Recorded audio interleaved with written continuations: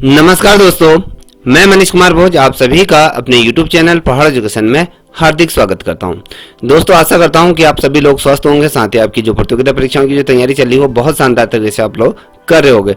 दोस्तों, इसी कड़ी में मैं आज आप लोगों के सामने समसामयिक की घटना पर आधारित एक महत्वपूर्ण टॉपिक जो आपके अक्टूबर माह का ही है, ये आगामी प्रतियोगिता परीक्षाओं में पूछा जा सकता है। बहुत ही ज्यादा मार्मिक ये प्रश्न है। चलिए शुरुआत करते हैं आज के टॉपिक का। देखिए दोस्तों, आज का जो टॉपिक है यहाँ पर आप देख पा रहे होंगे, भारत पाकिस्तान ने करतारपुर जो कॉरिडोर समझौते को 5 साल के लिए बढ़ा दिया गया। देखिए दोस्तों, आपको मैं बता दूं 24 अक्टूबर को ये जो पूर्व में जो समझौता किया था वो 24 अक्टूबर 2024 को इसकी ये जो वैधता थी वो समाप्त हो रही थी। इस समझौते को 5 साल के लिए और आगे को बढ़ा दिया गया है, क्योंकि अगर ये 24 तारीख को अगर समाप्त हो जाता तो भारत से जो करतारपुर कॉरिडोर जो भी जाते थे, जो श्रद्धालु जो सिख कम्युनिटी जो जाती थी, तो वो नहीं जा पाती, क्योंकि ये समझौता पूरी तरीके से खत्म हो जाता। इससे पूर्व ही इसे रिन्यू कर दिया गया है। तो आइए क्या प्रकरण है इसे जानते हैं। भारत और पाकिस्तान ने करतारपुर जो कॉरिडोर है पर अपने समझौते को अगले 5 वर्ष के लिए क्या कर दिया गया, ये नवीनीकृत करने की सहमति व्यक्त कर दी है। देखिए, भारत और पाकिस्तान दोनों ने ही इस जो करतारपुर कॉरिडोर है इस पे समझौता करके इसको 5 साल के लिए आगे को बढ़ा दिया गया। यह नवीनीकरण, अगर मैं बात करूं, भारत के जो विदेश मंत्री थे एस जयशंकर की जो इस्लामाबाद की जो यात्रा हुई थी कुछ दिन पूर्व है, तो उस यात्रा के दौरान इस समझौते को 5 साल के लिए आगे को बढ़ा दिया गया।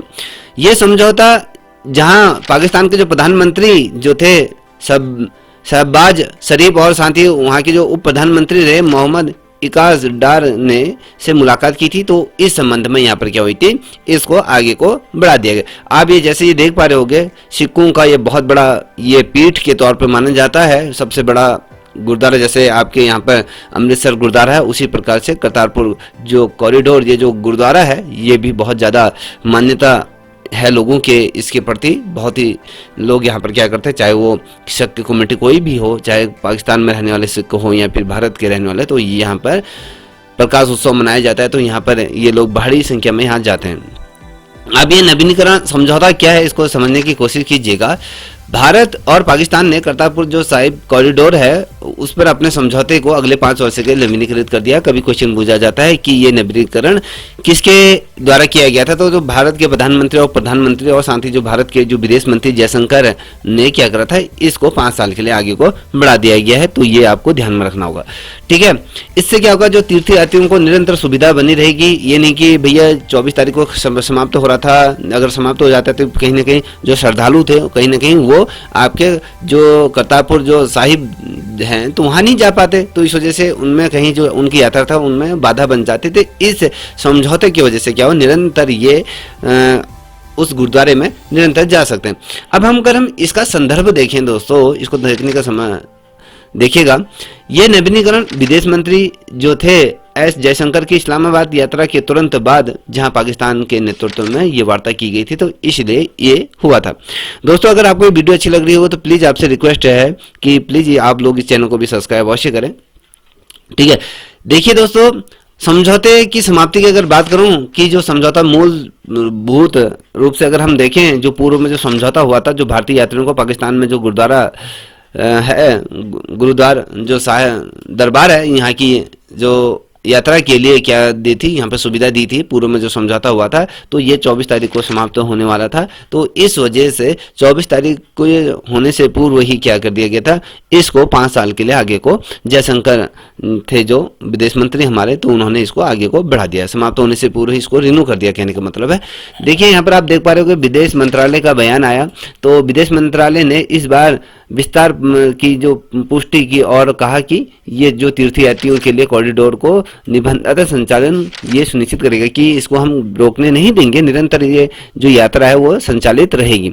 देखिए, अब ये उद्देश्य अगर हम देखें, 4 किलोमीटर लंबा करतारपुर कॉरिडोर ये भारतीय सिखों को वीजा मुक्त प्रवेश की सुविधा ये प्रदान करता है। देखिए, ये करतारपुर जो कॉरिडोर है, यहाँ पर आप जो देख पा रहे होगे, ये यहाँ पर जो फोटो आप देख पा रहे होगे, ये जो है 4 किलोमीटर ये लंबा क्या है कॉरिडोर है, ये जो करतारपुर जो साहिब कॉरिडोर है, तो यहाँ पर ये 4 किलोमीटर का है। ये बहुत अपने आप में बहुत बड़ा ये है, सिखों का बहुत बड़ा धार्मिक स्थल है। तो ताकि जो सिख धर्म के जो संस्थापक थे गुरु नानक देव के अंतिम और विश्राम स्थल गुरुद्वारा जो साहिब अगर कहें दरबार साहिब की यात्रा कर सकें। देखिए जो सिखों के जो संस्थापक थे, धर्म के जो संस्थापक थे गुरु नानक देव की अंतिम यात्रा मानी जाती है इसको, और यहाँ पर उन्होंने विश्राम किया था। और गुरुद्वारा है जो दरबार साहिब की यात्रा लोग करते थे। तो कहीं ना कहीं गुरु नानक का ये बहुत बड़ा ये तीर्थ स्थल ये माना जाता है। देखिए सेवा शुल्क की अगर बात करें तो सेवा शुल्क की जब अगर हम इसमें बात करते हैं, भारत ने पाकिस्तान से प्रत्येक यात्री पर 20 अमेरिकी डॉलर के सेवा शुल्क को माफ करने का अनुरोध किया है। देखिए जो भी भारतीय अगर जब ये इस गुरुद्वारे में दर्शन करने के लिए अगर जब यहाँ जाते थे तो पाकिस्तान सरकार क्या करती थी, इनसे 20 अमेरिकी डॉलर ये लिया करती थी। अगर बात करें 20 अमेरिकी डॉलर ये लेके चलिए कि $1 में अगर हम कहें $100 में कितना होता है आपका, ये लेके चलिए कि $1 अगर आपका 85 रुपये का अगर वर्तमान समय में अगर इसकी कीमत है, ठीक है, आप 85 गुना आप कर दीजिए 10, तो लेके चले कि 580 रुपये के लिए ये लेके चलिए 580 के आसपास ही क्या करता है आपको ये पे करना पड़ता था। ठीक है, सॉरी, अगर हम 85 गुना आपके 10 ये लेके चल 850 रुपये, 850 रुपये के आसपास क्या थी यहाँ पर ये शुल्क यहाँ पर देना पड़ता था। और इस जो शुल्क को माफ करने का भारत सरकार ने अनुरोध किया है, जो तीर्थ यात्रियों की लागत के बराबर बारे में चली आ रही जो चिंताओं को दर्शाता है। देखिए कहीं ना कहीं जो भारत से पाकिस्तान जो इस गुरुद्वारे में जो दर्शन करने के लिए जाते तो कहीं ना कहीं ये चिंता का विषय रहता था कि 850 रुपये सारे सिर्फ हमें शुल्क देना पड़ता था। कहीं ना कहीं जो भक्तगण है उनमें ये रोष था। तो कहीं ना कहीं भारत सरकार के जो विदेश मंत्री हैं जयशंकर ने इस चीज को रखा है। तो याद देखिएगा बहुत बड़ा ये कॉरिडोर है, अपने आप में बहुत बड़ा ये जैसे हमारे हिंदुओं का शक्तिपीठ होता है तो बहुत ज्यादा मार्मिक या कहें मान्यता प्राप्त ये। देखिए कूटनीति संपर्क की अगर हम बात करें, जयशंकर की यात्रा जब उन्होंने पाकिस्तान की यात्रा की थी, यह समझौता SCO जो संघाई सहयोग संगठन की बैठक में जयशंकर पाकिस्तान की जब यात्रा के बाद हुआ। और अगर हम बात करें 2015 के बाद किसी भारतीय विदेश मंत्री की ये पहली यात्रा थी। क्वेश्चन पूछा जाता है 2015 के बाद किस विदेश मंत्री ने पाकिस्तान की यात्रा करी, तो पहला ये भी क्वेश्चन बनता है, तो जयशंकर वो थे। और ये जो यात्रा की गई थी, इस यात्रा का मुख्य लक्ष्य अगर हम कहें बेसिकली अगर हम देखें तो वैसे तो बहुत ढेर सारी इसमें समझौते हुए, मगर जो प्रमुख समझौता रहा है ये आपका करतारपुर जो साहिब जो कॉरिडोर है, इसमें 5 साल के लिए आगे को बढ़ा दिया गया। इसमें रियायतें देने के लिए बात की गई, वीजा मुक्त करने की यहाँ पर बात की गई। देखिए मंत्री स्तरीय वार्ता के बाद अगर हम बात करें, जयशंकर प्रसाद और पाकिस्तान के जो विदेश मंत्री मोहम्मद इश्काक डार से के बीच विभिन्न विषयों पर चर्चा हुई और दोनों देशों के बीच संभावित क्रिकेट संबंधों पर भी वार्ता हुई। कि भैया दोनों विदेश मंत्रियों के बीच में क्या हुई, वार्ता हुई। और शांति जो भारत और पाकिस्तान के बीच में जो पाकिस्तान में जो क्रिकेट मैच खेलने के लिए जाते थे लंबे समय से वहां नहीं जा रही टीम, तो इसको भी कहीं ना कहीं दुरुस्त करने की मांग यहाँ पर रखी गई है। तो याद रखिएगा। अब देखिए नवाज शरीफ की टिप्पणी, इसमें एक नवाज शरीफ की टिप्पणी आई थी जो पूर्व में जो पाकिस्तान के जो प्रधानमंत्री रहे हैं, तो उन्होंने दोनों देशों से अतिथि को भुलाकर भविष्य के सहयोग पर ध्यान देने के लिए अपील की और जयशंकर प्रसाद की यात्रा को अच्छी शुरुआत बताया। जो इससे पूर्व आपको पता होगा जो नवाज शरीफ क्या थे, पाकिस्तान के पूर्व प्रधानमंत्री ये रह चुके हैं। तो इन्होंने कहा कि दोनों देशों के बीच जो अतीत में जो कड़वाहट थी, उस कड़वाहट को कहीं ना कहीं भूल कर भविष्य में क्या होना सहयोग देने पर विशेषकर ध्यान दिया जाए। और ये अपील की गई है कि जयशंकर की जो यात्रा रही थी तो वो कहीं ना कहीं एक अच्छी शुरुआत इसे माना गया है पाकिस्तान के लिए। तो याद रखिएगा दोस्तों। करतारपुर कॉरिडोर के बारे में स्थान अगर हम बात करें, पाकिस्तान के नौरोवाल जिले में ये दरबार साहिब गुरुद्वारा जो भारत के पंजाब के जो गुरुदासपुर जिले में डेरा साहब नामक जो मंदिर था, इससे जोड़ा जाता है इसको, याद रखिएगा।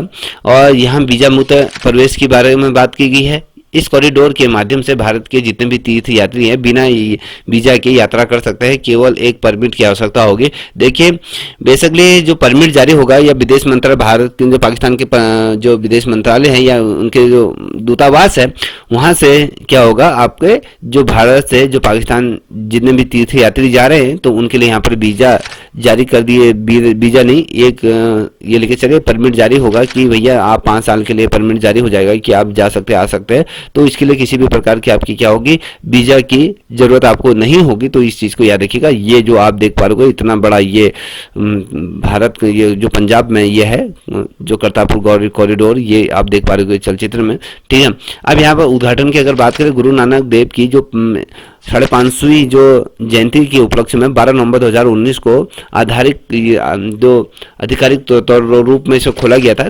अगर हम बेसिकली अगर बात करें, जब गुरु नानक देव का जो 550वां जो जन्म जयंती थी, प्रकाश उत्सव हम जिसे कहते हैं, तो उसके उपलक्ष्य में अगर हम कहें 12 नवंबर 2019 को आधिकारिक रूप में इसे खोला गया था भारतीयों के लिए। देखिए गुरु नानक देव का महत्व अगर हम देखें तो इसको थोड़ा समझने की कोशिश कीजिए।